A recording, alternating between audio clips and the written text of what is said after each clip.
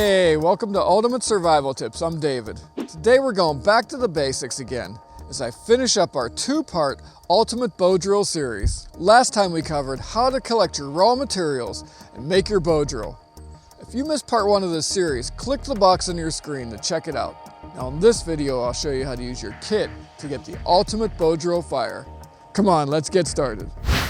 In part one of this series, we talked about the parts of a bow drill kit, the tools you need to build one, and how to make, select, and prepare your bow, hand socket, fireboard, and drill spindle. Now it's time to burn in our fireboard. To do this, we'll be using the same technique for powering our bow drill as we'll use to get our ember. Now before I go any further, make sure you never place your spindle or hearthboard on moist or wet ground. To avoid ground contact, place your hearthboard on a thin dry stone, dry leaves, or some dry tree bark. Now let's try out our bow. Here's the position you'll need to be in to operate your bow drill. Place your weak hand side foot on the hearthboard while kneeling on the other knee. This foot position holds the board in place and stabilizes your weight. Now twist your spindle on the outside of your bowstring at the midpoint of your drill.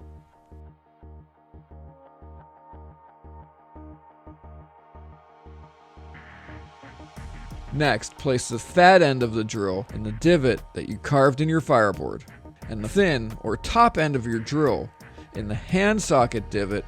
Hold the bow with your strong hand and position it parallel to the ground. Now with the slightest pressure downward on the drill, lean forward comfortably with the wrist of your socket hand braced firmly against your thigh for stability and leverage. Now holding the bow drill firmly and with a medium amount of pressure straight down on the spindle and keeping the spindle close to a 90-degree angle to the ground, begin to operate your bow in a push-pull movement. Continue at a moderate, smooth pace. Now increase the intensity of your strokes and pressure until you get a good amount of smoke for your effort.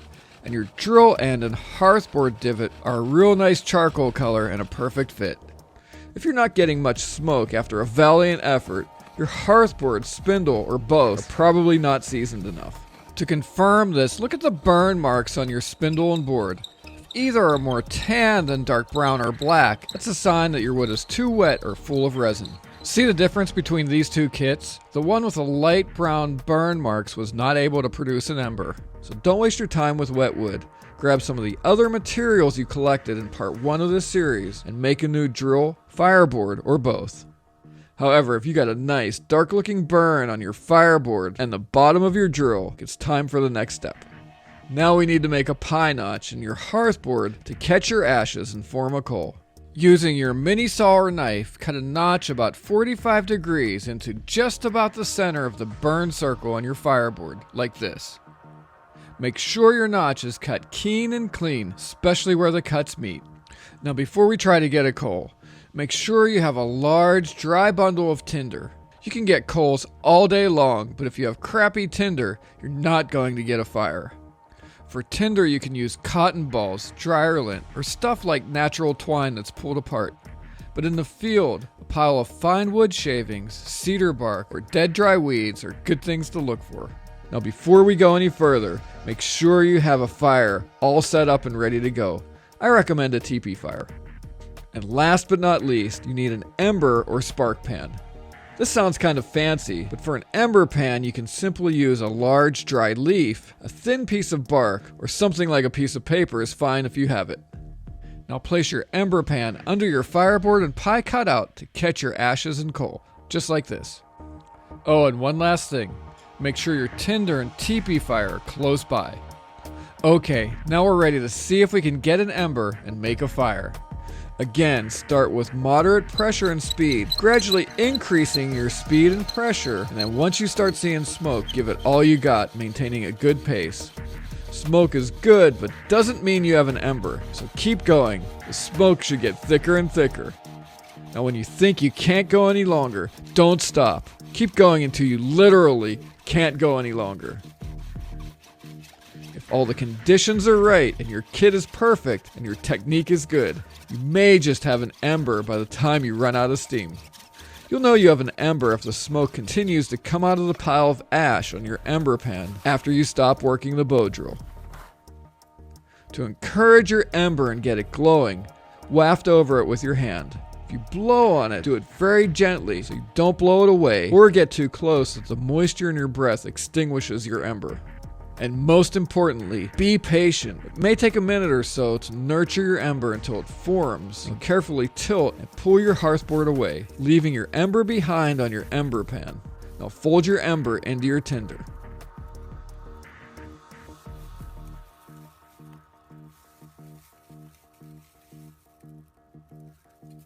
Now blow on your tinder-surrounded ember until a good amount of smoke comes out of your bundle. Then hold your tinder slightly above your mouth and nose and blow up into it so the smoke doesn't inhibit your ability to provide a continuous stream of fresh oxygen until it ignites. Once your tinder bursts into flames, put it in your teepee fire and enjoy the warmth. Now, if you don't get an ember on your first, 10th, or even 50th time, take heart and keep trying. Take your time, and if you don't succeed, keep moving forward by coming back and make sure you have all the details right, and try again. You can make a bow drill fire, but it's going to take some practice, patience, and persistence. To check out part 1 of this 2-part series, click the link on your screen or the one in the video description on YouTube. We've just taken a look at how to make the ultimate bow drill fire from start to finish. For your convenience, I've placed links to all the gear that I've mentioned in the video description on YouTube. Just click the Show More tab under this video. So don't forget to subscribe to this channel. And for more gear reviews, survival tips, and survival news, check out ultimatesurvivaltips.com. And while you're there, grab our monthly survival e-mag, like us on Facebook, and follow us on Twitter to get the latest news and be the first to hear about the great gear giveaway contests we have planned. Okay, this is David. I hope to see you on the other side, and remember, be prepared because you never know.